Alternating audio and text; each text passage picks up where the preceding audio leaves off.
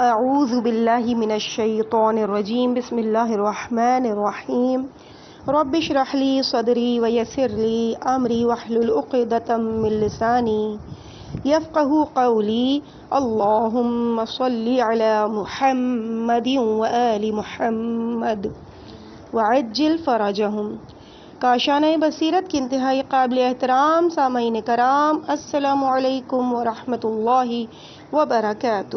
امید ہے کہ آپ سب خیریت سے ہوں گے۔ میں آپ کی ریڈر زہرا علی کتاب خصال کی ریڈنگ کے اس پارٹ کے ساتھ جو کہ جلد دوم کا دوسرا پارٹ ہے، اور اس کتاب کے مصنف شیخ صدوق علیہ الرحمہ ہیں، اس کی ریڈنگ کے ساتھ آپ سامعین کی خدمت میں حاضر ہوں۔ ہم نے باب نمبر 7 کہ جس میں تمام تر وہ احادیث موجود ہیں جس میں عدد 7 کا استعمال ہوا ہے، اس باب کی 27 احادیث آپ کے سامنے پیش کر دی تھیں۔ صفحہ نمبر ہے 190، اور اسی صفحے پہ حدیث نمبر 28 کا آغاز ہوتا ہے باب نمبر 7 کی، اور جلد دوم ہے کتاب الخصال شیخ صدوق علیہ الرحمہ۔ 28 نمبر کی حدیث ہے کہ اللہ نے نبی کو 7 خوبیاں عطا کیں۔ ایک طویل روایت میں امام حسن علیہ السلام فرماتے ہیں کہ ایک یہودی رسول خدا کے پاس حاضر ہوا اور ان سے کچھ چیزوں سے آگاہی حاصل کرنے کے لیے سوالات کیے۔ ان میں سے ایک سوال یہ تھا کہ مجھے ان 7 خصوصیات سے آگاہ کیجیے جو انبیاء میں سے صرف آپ کو عطا کی گئیں اور امتوں میں صرف آپ کی امت کو عطا ہوئیں۔ نبی اللہ نے ارشاد فرمایا کہ اللہ عز و جل نے مجھے سورہ حمد، آذان، مسجد میں نماز جماعت، روز جمعہ، نماز جنازہ اور 3 نمازوں یعنی فجر، مغرب اور عشاء میں بلند آواز سے قرات عطا کی، اور میری امت کو بیماری اور سفر میں رخصت اور میری امت کے گناہ کبیرہ انجام دینے والے کے لیے شفاعت عطا کی۔ یہودی کہنے لگا کہ اے محمد صلی اللہ علیہ وآلہ وسلم، بالکل درست فرمایا، پر سورہ حمد کے قاری کا اجر کیا ہے؟ رسول خدا نے فرمایا کہ سورہ حمد پڑھنے والے کے لیے ہر اس آیت کی تلاوت کا ثواب ہے جو آسمان سے نازل ہوئی۔ البتہ جہاں تک آذان کا تعلق ہے تو میری امت کے مؤذن نبیوں، صدیقوں، شہداء اور صالحین کے ساتھ محشور ہوں گے۔ زمین پر میری امت کی جماعت کی صفیں ایسی ہیں جیسے آسمان میں فرشتوں کی صفیں۔ نیز جماعت کی 1 رکعت کا ثواب فرادہ نماز کی 24 رکعتوں جتنا ہے، اور ہر رکعت خدا کے نزدیک 40 سالہ عبادت سے زیادہ پسندیدہ ہے۔ روز جمعہ بریکٹ میں ہے ایک نسخے میں روز قیامت کو خدا اولین و آخرین کو جمع کرے گا، تو جو مومن نماز جماعت کے لیے گیا ہوگا خدا اس سے قیامت کی ہولناکیوں کو دور رکھے گا اور پھر بطور جزا اسے جنت میں عطا کرے گا۔ بلند آواز میں قرات سے جہاں تک اس کی آواز گئی ہوگی، جہنم کی آگ کے شعلے اس سے اتنے ہی دور رہیں گے۔ وہ پل صراط سے گزر جائے گا اور اسے سرور بخشا جائے گا یہاں تک کہ وہ جنت میں داخل ہو جائے گا۔ چھٹی خصوصیت کے متعلق یہ ہے کہ اللہ تعالیٰ میری امت سے روز قیامت کی ہولناکیوں کو دور رکھے گا، جس طرح کہ قرآن میں بھی ہے کہ جو مومن بھی نماز جنازہ میں شریک ہوتا ہے خدا اس کے لیے جنت واجب کر دیتا ہے، سوائے اس کے کہ وہ منافق ہو، عاق ہو یا بدبخت۔ اور گناہ کبیرہ سے آلودہ لوگوں کے لیے میری شفاعت ہے، سوائے شرک اور ظلم کرنے والوں کے کہ ان کے لیے میری شفاعت نہیں ہوگی۔ یہودی نے کہا کہ اے محمد صلی اللہ علیہ وآلہ وسلم، آپ نے بالکل بجا فرمایا، اور میں گواہی دیتا ہوں کہ نہیں ہے کوئی معبود مگر اللہ، اور بلا شبہ آپ اس کے بندے اور رسول، خاتم النبیین، امام المتقین اور رسول رب العالمین ہیں۔ لہٰذا جب وہ اسلام لے آیا اور اس کا ایمان مضبوط ہو گیا تو اس نے سفید ورق نکالا کہ جس میں ہر وہ بات لکھی ہوئی تھی جو رسول خدا نے کہی۔ پھر اس نے کہا، اے اللہ کے رسول، اس ذات کی قسم کہ جس نے آپ کو مبعوث کیا ہے، میں نے ان باتوں کو کہیں اور سے نہیں بلکہ ان الواح میں سے نقل کیا ہے جنہیں اللہ نے حضرت موسیٰ کے لیے تحریر کیا تھا، اور میں نے توریت میں آپ کی فضیلت کا مطالعہ کیا تھا، مگر میں اس کے متعلق شک میں پڑ گیا تھا۔ تو اے محمد، یقین کیجئے میں 40 سال سے آپ کا نام توریت میں سے مٹاتا آ رہا ہوں، مگر جب بھی مٹاتا تھا پھر سے ثبت ہو جاتا تھا۔ نیز میں نے توریت میں یہ بھی پڑھا تھا کہ آپ کے علاوہ یہ مسائل کوئی نہیں بتائے گا، اور جب آپ جواب دے رہے ہوں گے تو حضرت جبرائیل آپ کی داہنی جانب، حضرت میکائیل آپ کے بائیں جانب اور آپ صلی اللہ علیہ وآلہ وسلم کے جانشین آپ کے سامنے کھڑے ہوں گے۔ تو رسول خدا نے فرمایا تم بالکل ٹھیک کہہ رہے ہو، یہ جبرائیل میری دائیں جانب، میکائیل میری بائیں جانب اور میرے وسیع علی بن ابی طالب میرے سامنے کھڑے ہیں۔ تو یہودی ایمان لے آیا اور اس کا اسلام پرخلوص تھا۔ اس کے بعد حدیث نمبر 29 ہے، گائے اور اونٹ 7 افراد کی قربانی کے لیے کافی ہے۔ یونس ابن یعقوب کہتا ہے کہ میں نے امام جعفر صادق علیہ السلام سے اس گائے کے بارے میں سوال کیا جسے بطور قربانی ذبح کیا جاتا ہے، تو آپ نے فرمایا یہ 7 افراد کے لیے کافی ہے۔ امام صادق علیہ السلام سے منقول ہے کہ جب 7 افراد مل کر قربانی کریں تو ایک گائے اور ایک اونٹ کافی ہیں، خواہ ایک ہی گھر کے افراد ہوں یا مختلف گھروں کے۔ حدیث نمبر 30، سورج کے 7 پرت ہیں اور چاند کے بھی۔ محمد ابن مسلم سے منقول ہے کہ میں نے امام محمد باقر علیہ السلام سے عرض کیا کہ میں آپ پر قربان، سورج میں چاند سے زیادہ حرارت کیوں ہوتی ہے؟ تو آپ نے فرمایا بے شک اللہ تبارک و تعالی نے سورج کو آگ کے نور اور صاف پانی سے پیدا کیا ہے، ایک پرت اس کی اور ایک پرت اس کی، یہاں تک کہ جب 7 پرت ہو گئے تو اسے آگ کا لباس پہنا دیا، اور اسی وجہ سے سورج میں چاند سے زیادہ حرارت پائی جاتی ہے۔ راوی نے عرض کیا کہ میں آپ پہ قربان، پھر چاند کا کیا معاملہ ہے؟ تو آپ نے فرمایا اللہ تبارک و تعالی نے چاند کو آگ کے نور سے پیدا کیا اور صاف پانی سے ایک پرت اس کی اور ایک پرت اس کی، یہاں تک کہ جب 7 پرتیں ہو گئیں تو اسے پانی کا لباس پہنایا، اور اسی وجہ سے چاند سورج سے سرتر ہے۔ اس کے بعد حدیث ہے، حدیث نمبر 31، دنیا ہفتے اقلیم پر مشتمل ہے۔ امام جعفر صادق علیہ السلام سے منقول ہے کہ دنیا ہفتے اقلیم پر مشتمل ہے، یاجوج، ماجوج، روم، چین، زنج، قوم موسیٰ اور بابل کے ممالک۔ حدیث نمبر 32، 7 مقامات پر کوئی مخصوص دعا نہیں پڑھی جاتی۔ امام محمد باقر علیہ السلام سے منقول ہے کہ 7 مقامات پر کوئی مخصوص دعا نہیں ہے، نماز جنازہ، قنوت، مستجار یعنی کعبے کے پاس ایک مقام، صفا، مروہ، عرفات میں، وقوف کے دوران اور طواف کی 2 رکعتوں میں۔ حدیث نمبر 33، 7 افراد کو قرآن نہیں پڑھنا چاہیے۔ حضرت علی علیہ السلام سے منقول ہے کہ 7 افراد کو قرآن نہیں پڑھنا چاہیے، رکوع کرنے والے کو، سجدہ کرنے والے کو، بیت الخلاء میں، حمام میں، جنوب، نفاذ اور حیض کی حالت میں۔ مصنف کتاب فرماتے ہیں کہ ایسا کرنا مکروہ ہے اور اس سے منع نہیں کیا جا رہا ہے، کیونکہ جنوب، نفاذ اور حیض کی حالت میں تلاوت قرآن جائز ہے، سوائے 4 آیات سجدہ کے، اور وہ سجدہ لقمان، حامیم سجدہ، سورہ والنجم اور اقرا بسم ربک میں ہے۔ اس کے علاوہ مرد کے لیے حمام میں قراءت قرآن کا جواز وارد ہوا ہے، بشرط یہ کہ مقصد گنگنانا نہ ہو اور اس نے لنگ پہن رکھی ہو۔ البتہ رکوع اور سجدے میں قرآن نہیں پڑھا جائے گا، کیونکہ اس میں تسبیح کا وظیفہ ہے، سوائے نماز حاجت کے کہ اس کے جواز میں روایت ہے۔ بیت الخلاء کا مسئلہ یہ ہے کہ قرآن کو اس میں تلاوت کیے جانے سے محفوظ رکھنا ضروری ہے، اور رہی بات نفاذ کی تو اس کا مسئلہ حیض کی مانند ہے۔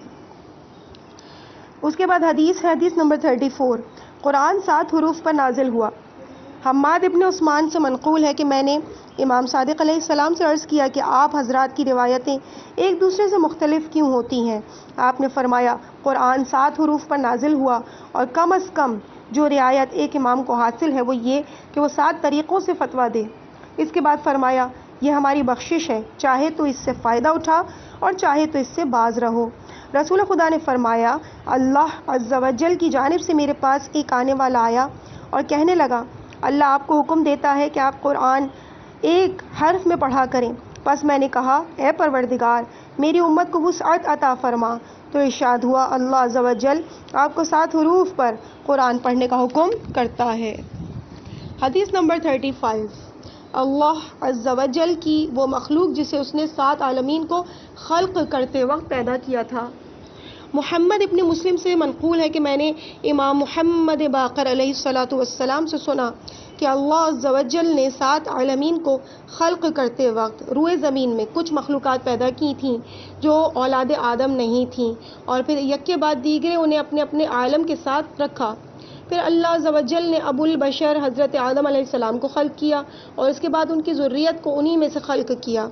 خدا کی قسم، جب سے خدا نے جنت کو خلق کیا ہے تب سے وہ مومنین کی ارواح سے پر ہے، اور جب سے خدا نے جہنم کو خلق کیا ہے تب سے وہ نافرمان کافروں کی ارواح سے پر ہے۔ شاید تمہارا نظریہ یہ ہو کہ جب قیامت کا دن آئے گا تو خدا اہل بہشت کو ان کی ارواح کے ساتھ بہشت میں اور اہل دوزخ کو ان کی ارواح کے ساتھ جہنم میں رکھے گا، اور اللہ عز و جل کی روئے زمین پر کوئی اور مخلوق نہیں جو اس کی پرستش کرے، اس کی وحدانیت کا اقرار کرے اور اس کی عظمت کو بیان کرے۔ ہاں، خدا کی قسم، خدا نر اور مادے کے بغیر ایک مخلوق پیدا کرے گا جو اس کی عبادت کرے گی اور اس کو وحدہ لا شریک قرار دے گی۔ نیز اس کے لیے ایک زمین بنائی جائے گی جو ان کی متحمل ہوگی، اور ایک آسمان جو ان پر سایہ فگن ہوگا۔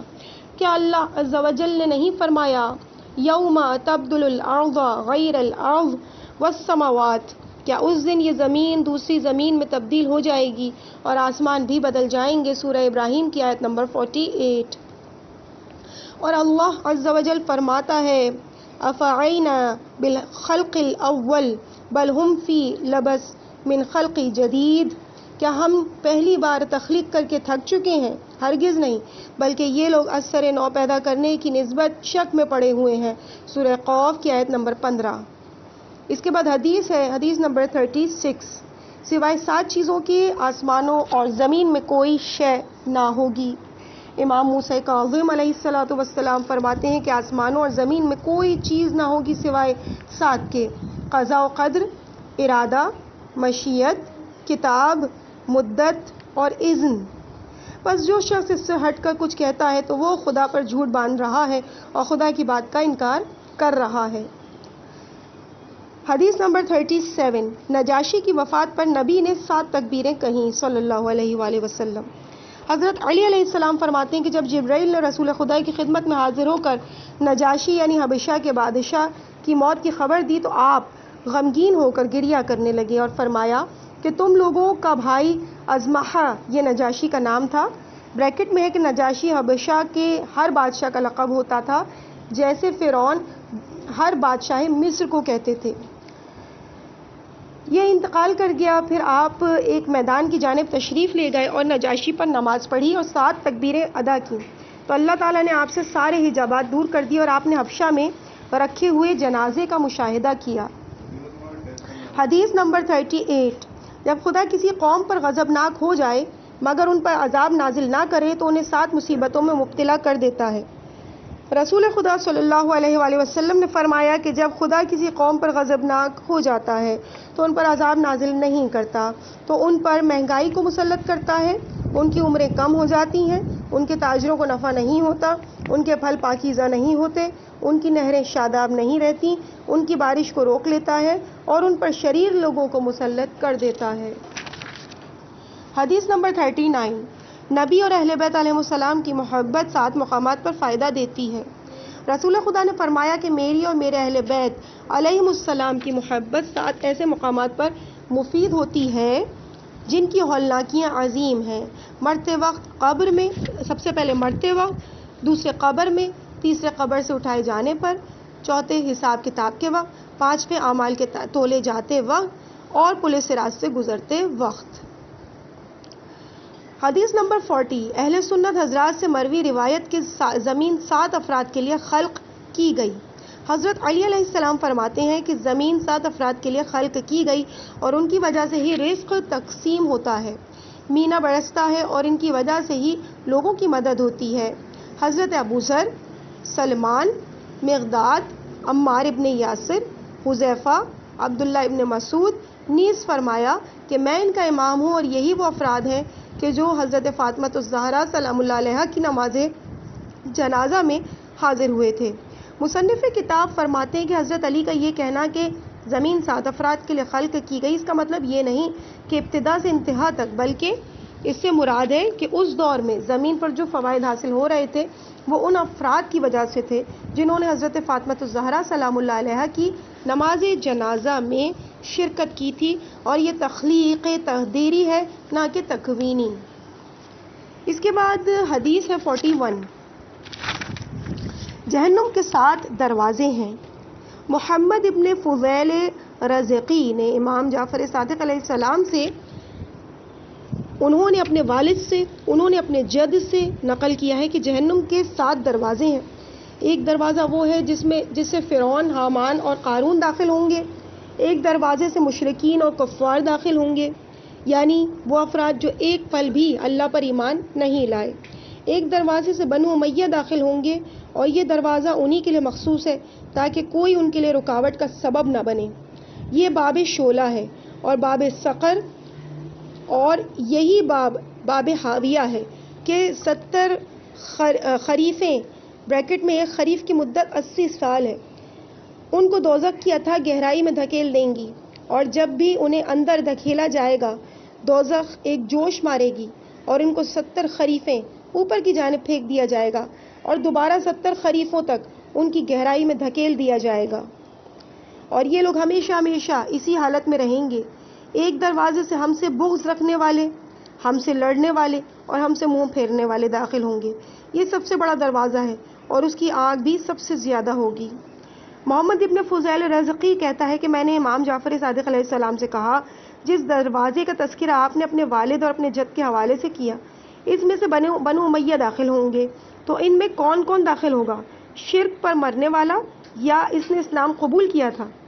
امام علیہ السلام نے فرمایا، تو بن مال ہو جائے، کیا تم نے میری بات نہیں سنی کہ انہوں نے فرمایا کہ ایک ایسا دروازہ ہے جس سے مشرکین اور کفار داخل ہوں گے؟ یہی وہ دروازہ ہے کہ جس سے ہر مشرک اور ہر کافر داخل ہوگا جو روز قیامت پر ایمان نہیں لایا، اور اس دوسرے دروازے سے بنو امیہ داخل ہوں گے، اس لیے کہ یہ ابو سفیان، معاویہ اور آل مروان کے لیے مخصوص ہے، تاکہ یہ لوگ اس دروازے سے داخل ہوں۔ نیز آگ نہیں، اس طرح سے آگ انہیں اس طرح سے درم بھرم کر دے گی کہ ان کی چیخ و پکار تک سنائی نہ دیں گی، اور یہ لوگ اس میں زندہ رہیں گے اور نہ ہی انہیں موت آئے گی۔ لا حول ولا قوت الا باللہ۔ اس کے بعد حدیث ہے، حدیث نمبر 42، روز قیامت حضرت علی علیہ السلام 7 صفتوں کے ذریعے لوگوں پر حجت قائم کریں گے۔ رسول خدا صلی اللہ علیہ وآلہ وسلم نے حضرت علی علیہ السلام سے فرمایا، میں روز قیامت تم پر حجت قائم کروں گا اور میری نبوت میری حجت ہوگی، اور تم لوگوں پر 7 صفتوں کے ذریعے حجت قائم کرو گے: قیام نماز، ادائے زکوٰۃ، امر بالمعروف، نہی عن المنکر، رعایا میں عدل، برابر کی تقسیم اور امر الہی کی پابندی۔ اے علی، کیا تم کو نہیں معلوم کہ حضرت ابراہیم روز قیامت ہمارے روبرو ہوں گے؟ ان کو بلا کر عرش کی داہنی جانب کھڑا کیا جائے گا، اور پھر انہیں بہشتی لباس اور بہشتی زیور سے آراستہ کیا جائے گا، اور ان کے لیے ایک بہشتی سونے کی نہر بہائی جائے گی، اور انہیں جنت کا وہ پانی، بریکٹ میں ایک نسخے میں جنت کے وہ چیز ہے، دیا جائے گا جو شہد سے بھی زیادہ میٹھا، دودھ سے زیادہ سفید، برف سے سرد تر ہوگا۔ نیز مجھے پکارا جائے گا تو میں عرش کی بائیں جانب کھڑے ہو جاؤں گا، اور میرے ساتھ بھی ایسا ہی سلوک روا رکھا جائے گا، اور اس کے بعد اے علی، تمہیں بلایا جائے گا اور تمہارے ساتھ بھی ایسا ہی سلوک روا رکھیں گے۔ اے علی، کیا تم راضی نہیں ہو اس بات پر کہ جب مجھے پکارا جائے تو تمہیں بھی بلایا جائے، جب مجھے پوشاک پہنائی جائے تو تمہیں بھی پوشاک پہنائی جائے، اور جب مجھے بہشتی زیورات سے آراستہ کیا جائے تو تمہیں بھی بہشتی زیورات سے آراستہ کیا جائے؟ بلا شبہ اللہ عز و جل نے مجھے حکم کیا ہے کہ میں تم کو اپنے سے قریب رکھوں اور دور نہ کروں، اور میں تم کو تعلیم دوں اور تم پر جفا نہ کروں، لہٰذا تم پر لازم ہے کہ میری بات یاد رکھو، مجھ پر لازم ہے کہ میں اپنے پروردگار تبارک و تعالیٰ کی اطاعت کروں۔ حضرت علی بن ابی طالب علیہ السلام نے فرمایا، میں روز قیامت 7 صفتوں کے ذریعے حجت قائم کروں گا: قیام نماز، ادائے زکوٰۃ، امر بالمعروف، نہی عن المنکر، برابر تقسیم، رعایا میں عدل اور حدود کو قائم کر کے۔ معاذ ابن جبل سے منقول ہے کہ نبی صلی اللہ علیہ وآلہ وسلم نے حضرت علی سے فرمایا، میں تم کو اپنی نبوت کا ذمہ دار ٹھہراتا ہوں، جبکہ میرے بعد کوئی نبی نہیں ہوگا، اور تم لوگوں سے 7 چیزوں کے متعلق محاکمہ کرو گے، اور قریش میں سے کوئی شخص بھی ان کے مقابلے میں تم پر حجت نہیں رکھتا۔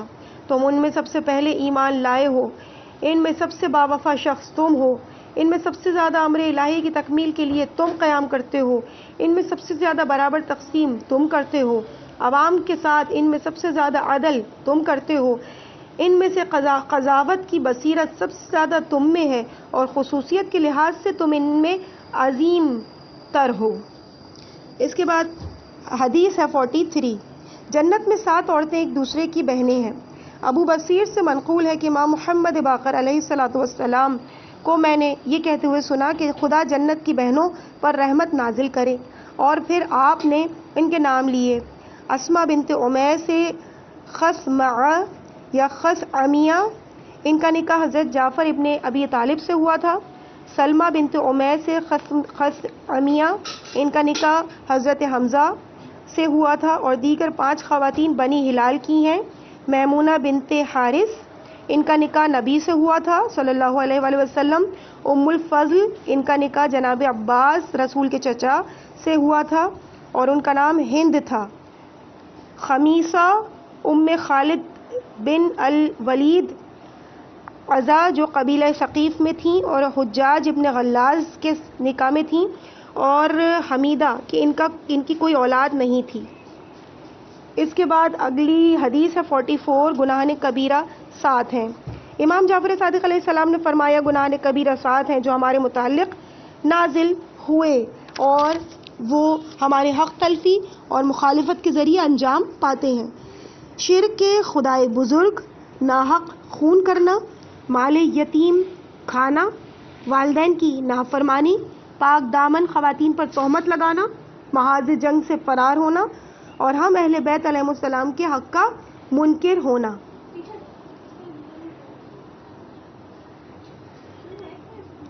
خدائے بزرگ کے ساتھ شرک کرنا، اب ان میں سے سب کو جو ہے وہ ڈیفائن کیا گیا ہے۔ پہلا ہے خدائے بزرگ کے ساتھ شرک کرنا۔ اس کے متعلق خدا نے ہمارے بارے میں آیتیں بھی نازل کی ہیں، اور رسول خدا نے بھی اس سلسلے میں بہت کچھ فرمایا ہے، مگر لوگوں نے اللہ کو جھٹلایا اور اس کے رسول کو بھی جھٹلایا، تو اس طرح ان لوگوں نے خدا کے ساتھ شرک کیا۔